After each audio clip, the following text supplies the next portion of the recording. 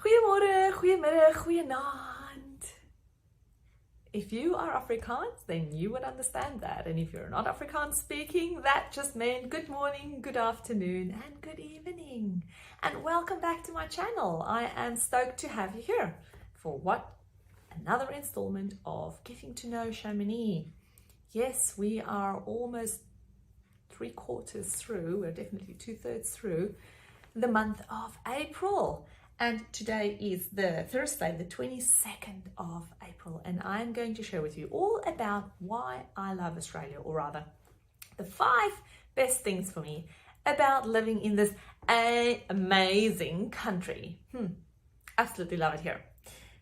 So, the first thing is, before I do that and share with you, is that you've got to please like, subscribe, and hit the notification bell if this is something that you enjoyed and would like to hear more about. Because if you do that, firstly, it just helps me tremendously in my efforts of getting the message out there with my YouTube channel, and I would appreciate that so much. A thank you in advance for supporting my efforts. And secondly, it would just help you to know when I'm uploading more videos. And you'd be the first to be in the know when that happens, and you would also not miss a thing. So if this channel is something you enjoy, if you enjoy listening to my ramblings in my Get to Know Me series, or any of my other things that I share on my channel, which there are plentiful of, please support me and hit that subscribe button. Right, thanks. Now for the formalities out of the way, let's get on with the video. And the first thing is safety. What a surprise. Now, I bet you didn't know I was going to say that, hey? If you know anything about me by now, you will know that I'm a safety girl. And I love, in which movie? I won't say which scene, because I'm sure if you've seen the movie and you'll know, but in which movie does the main character say, I'm a safety gal? Type in the comments below if you know which one that is. I'd love to see that. Okay, so moving on. Safety, because I left South Africa fleeing for my life, essentially. Yes, that is actually exactly what happened. I was so scared of living in South Africa every single day that I needed to have a normal life, or a one where I actually wasn't scared of being murdered every single day of my life. And so Australia has absolutely given me that safety that we all deserve to have in life. Nobody should fear that they are going to be murdered every single day. So Australia, you have given me my life back. You've taken the stress off my back of having to constantly look over my shoulder, not knowing if there's going to be somebody jumping out behind a bush somewhere to put a knife against my throat, or shoot me, or rape me. Yeah, that's right, because this is what happens in South Africa. In Australia, you don't actually know what happens in South Africa, but this is the normal things. This is the daily occurrences. No, it's not a once in a blue moon like you get in Australia, which is a once in a blue moon. And quite frankly, if somebody gets murdered in Australia, the whole of the country gets it on the main news bulletin of that day. In South Africa, people are murdered every single day like flies. They're just like killed like flies. It's absolutely horrific. And so being in Australia, I am tremendously thankful and blessed that I have been able to move over to Australia, because I can now actually have a normal life where I can go to bed at night not worrying if somebody is going to break into my house to kill me, or if somebody is going to smash my window of my car just because they wanted to grab my handbag, really, or just shoot me because they wanted to take my car, or just shoot me just because they felt like it, because nothing happens to them in South Africa if they do that, essentially. Right. Just a reminder, if you're in Australia, if you're living here, if you've always been here for all of your life, you are immensely blessed to be in this place. Okay, I'll move on. The second thing that I love about living in Australia, I love many things, but I'll just give you my 5 top ones. Second one is opportunity. This is the land, as so many refer to, of milk and honey. Literally, I do think so. Yes, we get lots of honey here. We've got beautiful bees that produce the most yummy honey. And in Australia, we obviously get all the lovely, interesting kinds of milks. You get dairy milk and you get all the other non-dairy versions of almond and cashews and soy and whatever. Anyway, but that's the literal meaning of milk and honey. But in terms of the real opportunities that are being provided in Australia, it's just incredible. Things like, to give you some concrete examples, things like part-time jobs or having a part-time role position at companies. There are so many more part-time positions going in Australia than there ever were in South Africa, that I'm aware of anyway. For example, if you are a mum and you go on maternity leave, 99% of the time you can decide either not to go back at all, of course anybody can decide that, or you can request from your company if you could come back in a part-time capacity. And most of the time that is granted, because so many mums, once they've been with their babies for a while, they realize that they actually don't want to go back full-time or just yet. And so they go back on a 1 day a week, a 2 day a week, a 3 day a week, whichever arrangement that they have with their companies. And then that allows them to spend more time doing other stuff, probably spending more time with their babies at that point in time. So there are many part-time jobs in Australia. Yes, they are very, they're not that easy to come by in terms of, lots of people applying for it. So they're one of the big favorites if you have a part-time job going. But there are certainly many part-time opportunities compared with where I come from originally, which is in South Africa. The second thing in opportunity, because remember, I'm with the second thing about what I love Australia about, is that you can be who you want, essentially. There are so many opportunities. You can become or have a career, essentially, whatever your heart desires, to be honest. Because if you want to go and study, you can do that. You can go and study. You can study anything. You are not being judged by your skin color or your race or your gender or your anything else, which actually goes 2.3, which is about fairness, which is why I love Australia as well.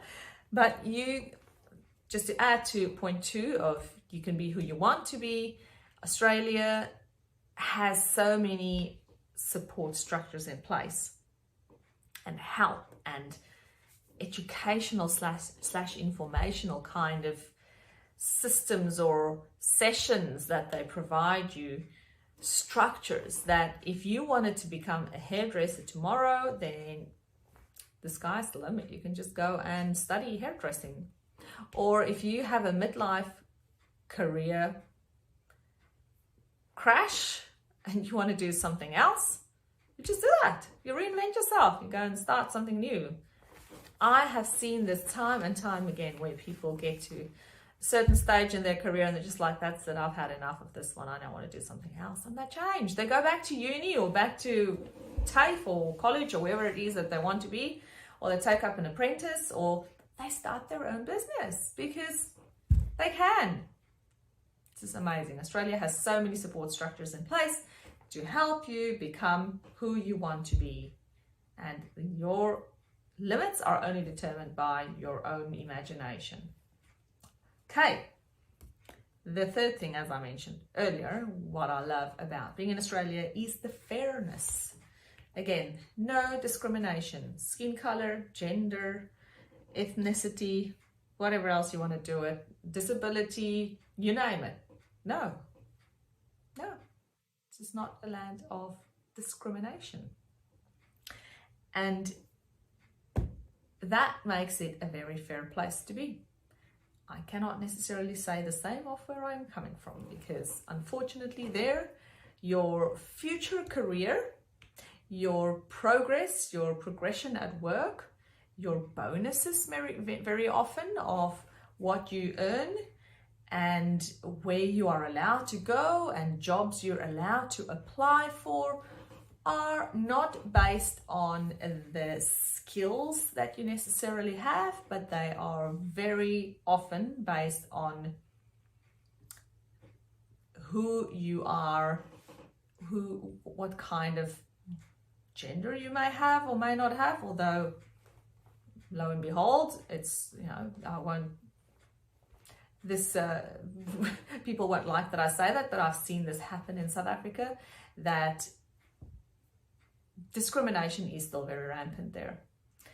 And often people are judged by the color of their skin or their cultural background or even the country that they come from, because there are many people in South Africa who come from other places than South Africa, who come from North Africa, who come from Mid-Africa, who then travel to South Africa and go and work there. And if people find out that they're from whichever other country in Africa, then they are being discriminated against, which is absolutely ridiculous. It should not be that. You should get a job based on the merit of what you bring to that position, not your skin color or your race or the country of origin that you're from.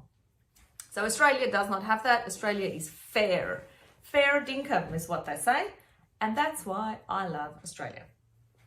Another thing, number 4, is the work-life balance that Australia offers.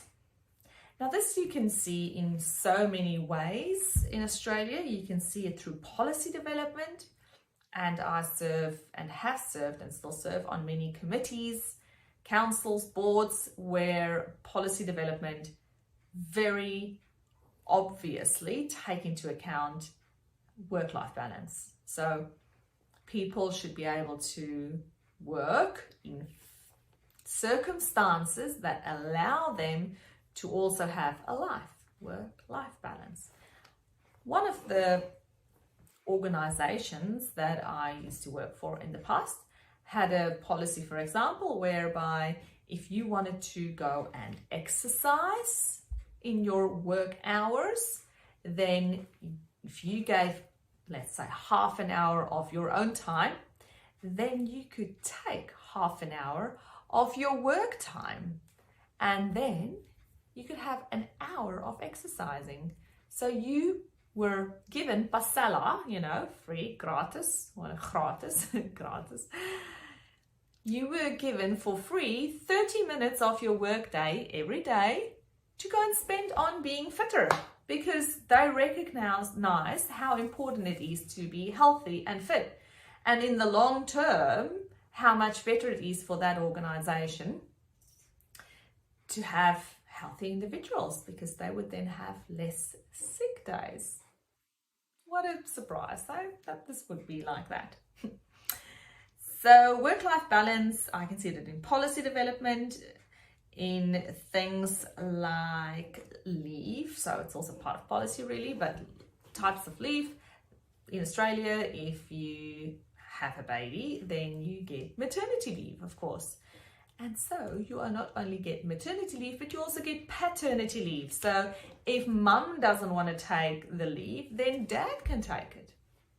If mum wants to go back to the workforce shortly or later after baby was born, and she didn't want to stay on her maternity leave, then the dad can opt in to have that maternity leave as paternity leave. Amazing. And I've seen it several times that dads take the leave and the mums go back to work, and the dad decides they're going to take some time off and spend it with their newborn babies.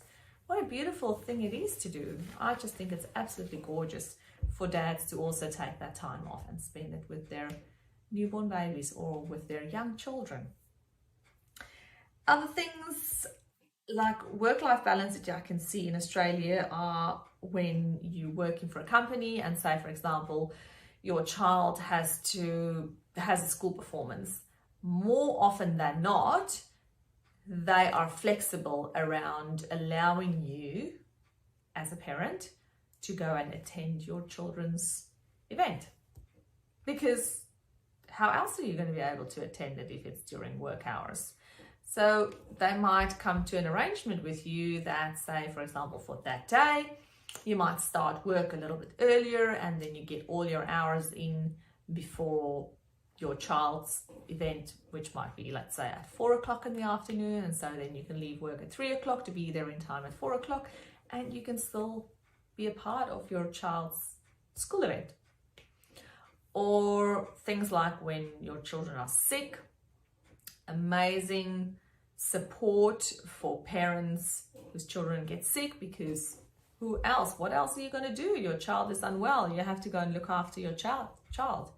And so most companies or organizations that I've worked for in Australia and that I'm aware of are extremely lenient towards their workers when their family members or children, doesn't just have to be your children, your parents, your any immediate family members that you are responsible for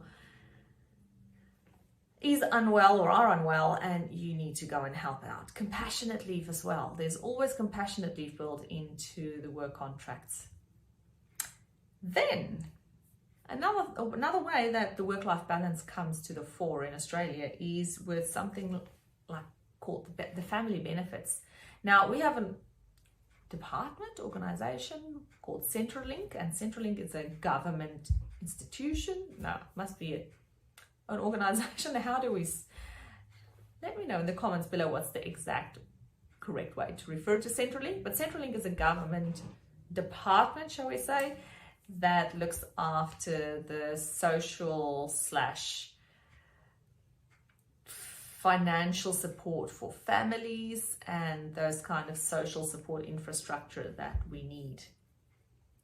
And so if you are struggling financially, for example, as, let's say, a single parent with your getting by with your income and looking after your children, then Centrelink, or this government, or Australia, supports you in so many ways. So it gives you family assistance through the tax process. If you have certain incomes or low incomes, or whichever way that they measure it, then there are financial support that the government gives you to look after your children. They also usually support you through allowing parents who are looking full-time after their children, I think, to have, it might have changed by now, but recently it was still 1 day a week that you can take your child to daycare if you wanted to, even though you're not working, and the government would pay a part of that daycare fee for you so that you as a parent can also have time to do other things that you might have to do throughout the week, which is an incredible way of the government to support its people. Family-friendly practices. Then the fifth one is the fact, I love Australia, the fact that you can see where your tax money goes.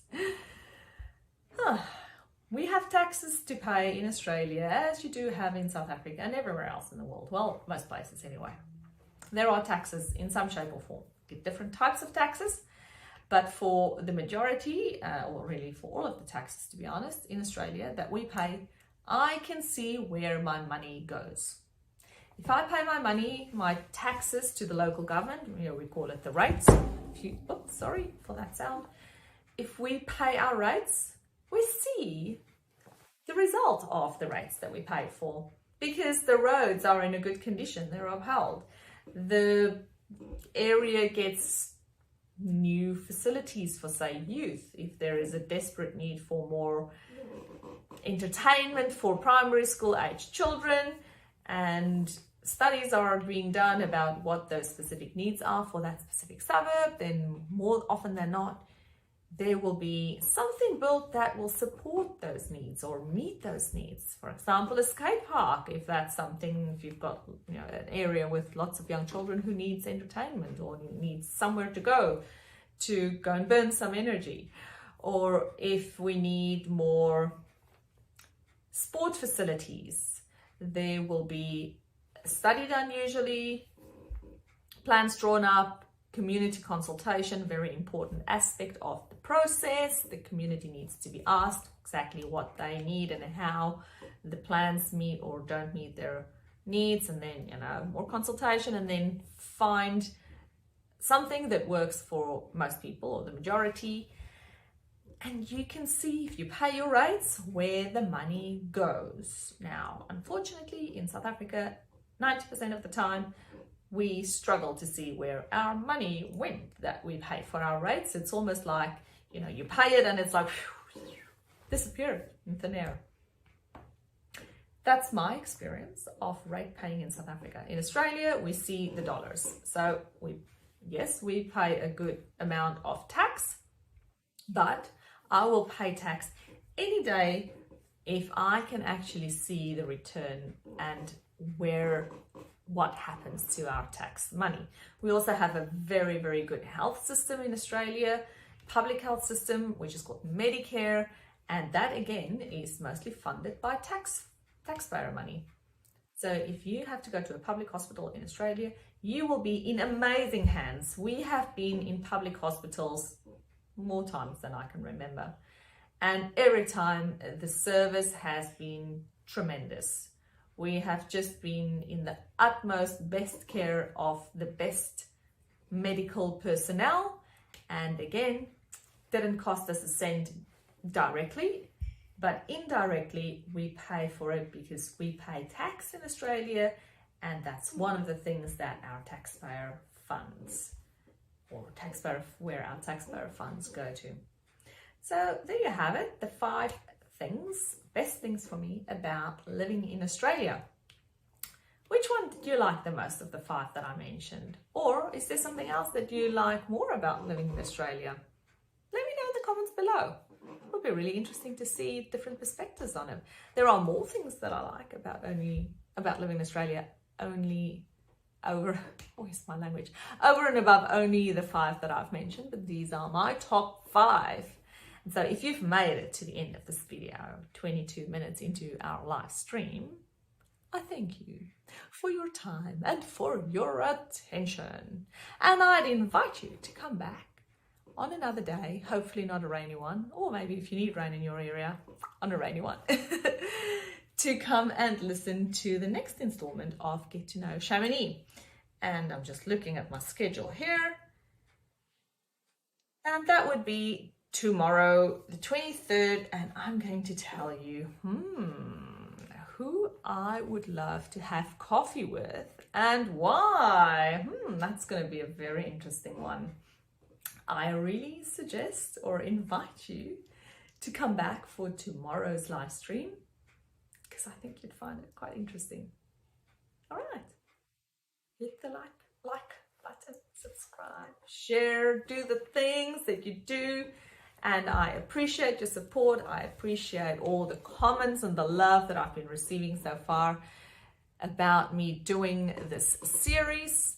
It has been a great experience for me, sharing more about who I am and what I stand for, but more so the fact that I can, I guess, give back in a way, or provide more about how I think and what I stand for, so that you can just get a glimpse into my life. And if there's anything here, hopefully, that have motivated you to do something positive in your life, that would be amazing for me to hear.